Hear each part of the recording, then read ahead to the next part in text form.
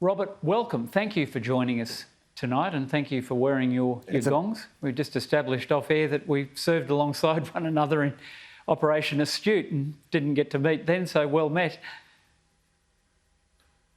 It's the way of the ADF, isn't it? It sure is. We all look different in camos too, I suspect.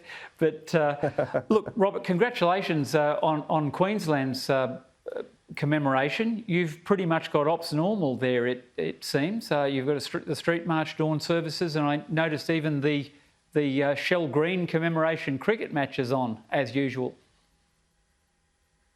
It's been a great outcome for Queenslander. We've been very fortunate with the state government and the Anzac Day Organising Committee and our state president working collaboratively and getting some great outcomes, whether that's sub-branches amongst our communities, whether that's the main parade in Brisbane or, as you say, the Shell Green match. And I think that's a really good insight into two key pieces of things that I think are great about Anzac Day. And firstly, that sub-branch, so that's Kenmore Mogul, who runs that match against the Army 11 and the Mayor's Brookfield 11.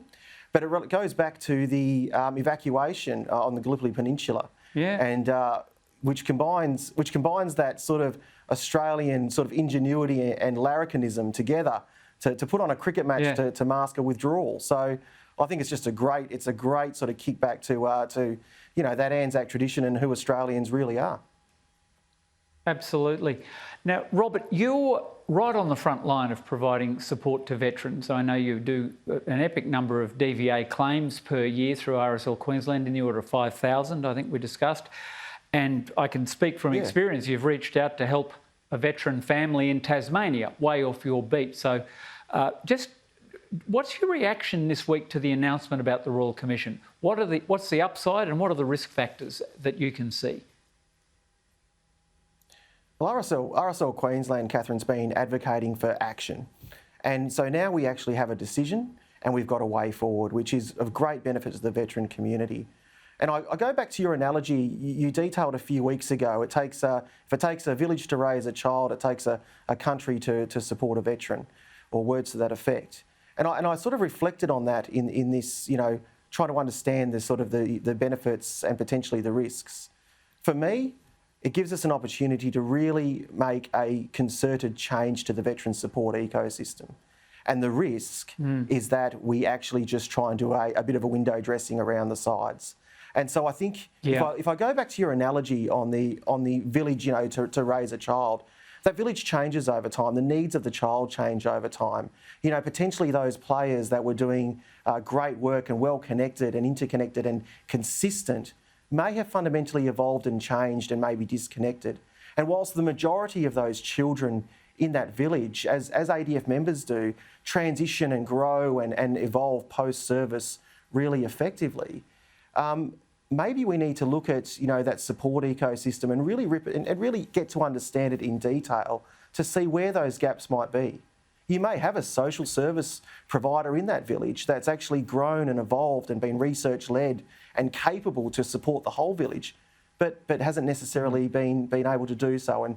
And we really need to consider that whole ecosystem and work out whether it's still fit for purpose and whether we need to make some changes.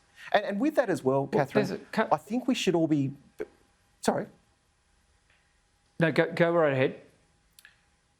Sorry, yeah. I think we should all be ready to be uncomfortable as well. And I think the more uncomfortable we collectively are as a community in this space, then we can start unpicking the true issues and starting to work with them.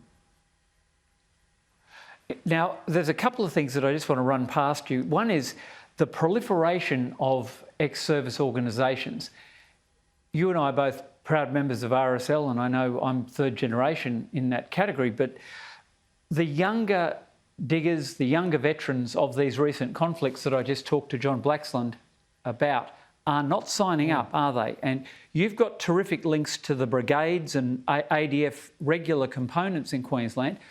Robert, what's the path forward to get the next generation to join, rather than this proliferation of small and well-intentioned, but I think highly inefficient ESOs populating this space? It's a really good question, Catherine, and it's one that's formed a key part of our 2025 strategy. RSL, and I was never a member of the RSL in service, and it wasn't an organisation that I joined at that point in time. But the RSL has an opportunity here, and particularly with something like a Royal Commission, to actually, make ourselves fit for purpose and start working and ensuring that we're delivering amazing outcomes. So for me, our strategy has been to redevelop our member value proposition and support and enable our sub-branches to reach their true potential. And secondly, couple that, most importantly, with services that are needed and are reflective of a holistic and comprehensive support model for veterans and their families. And it's once you and that's become things like relevant through those transition to models. employment. That's transition It's to employment, definitely psych transition to support, and so on, isn't it? Yeah.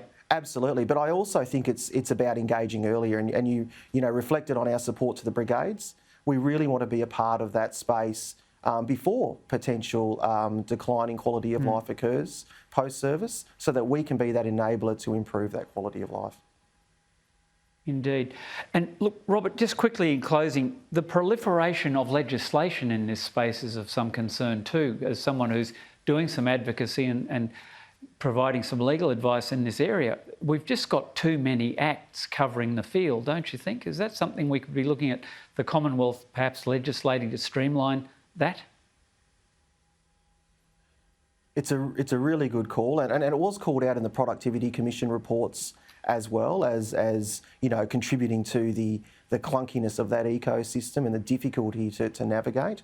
I think there's definitely work and there's definitely recommendations of the Productivity Commission that need to be pursued, and we shouldn't be waiting for a Royal Commission to do much of that work. So, look, I do agree absolutely, and I think we need to consider how can we improve the access to that support model for all veterans of all generations as we move forward. Well, Robert, it's been a pleasure speaking with you. I'm looking forward to having a chat when you come to Canberra, because there are matters of mutual concern. And I just want to pay tribute, because you haven't blown your own trumpet on this, but RSL Queensland reached out to a very distressed family in Tasmania.